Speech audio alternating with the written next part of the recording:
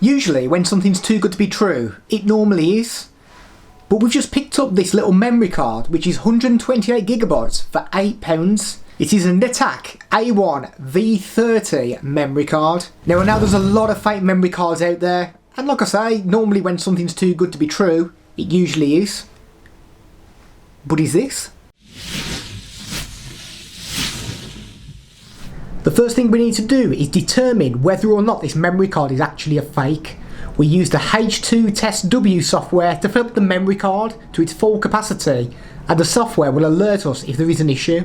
There's plenty of cards out on the market that state they have a much larger capacity than they actually have. Your PC may think you've got yourself a memory card of 128GB, but when it comes to writing and filling up that memory card, you may find that you get a lot of corrupt files, and it'll be impossible to utilise the space that the memory card claims that it has.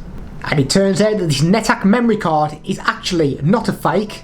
The software's managed to write to all of the space on the memory card and there's no issues at all. And from here, let's take a look and see what kind of speed we can expect from the Netac 128GB microSD card.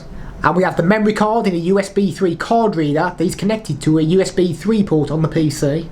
We are using Crystal DiskMart to get our benchmark scores for the memory card, and we're going to be comparing it against the Duracell 128GB Class 10 U1 memory card.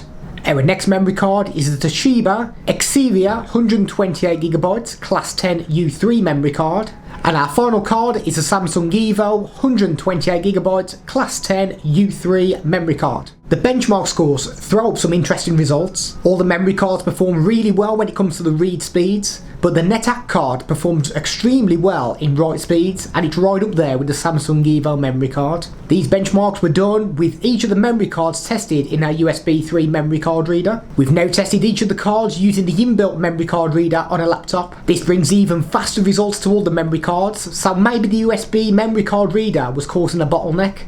But once again, the write speeds on a Netac card are awesome, and they're not too far off the Samsung Evo card when it comes to write speeds. The Duracell card comes out the slowest, but this is to be expected as it is a Class 10 U1 card. Moving on to real world performance, and we are transferring a single video file from the PC to each of the memory cards. The file size of the video is 3.58GB. The Netac and Samsung memory cards perform exceptionally well, with the Netac card completing the file transfer first in a time of 2 minutes and 29 seconds. And for our next test, we'll be copying 55 individual files to each of the memory cards.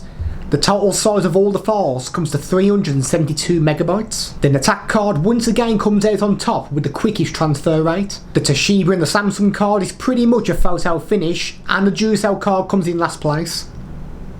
The Netac memory card has blown us away with the performance, and even taken on the mighty Samsung Evo card. The memory card has worked in everything that we've tried it in, which has included 4K cameras, dash cameras, tablets, DSLR cameras. So if you're on the lookout for a good and fast memory card, then the Netac is a very good option to consider.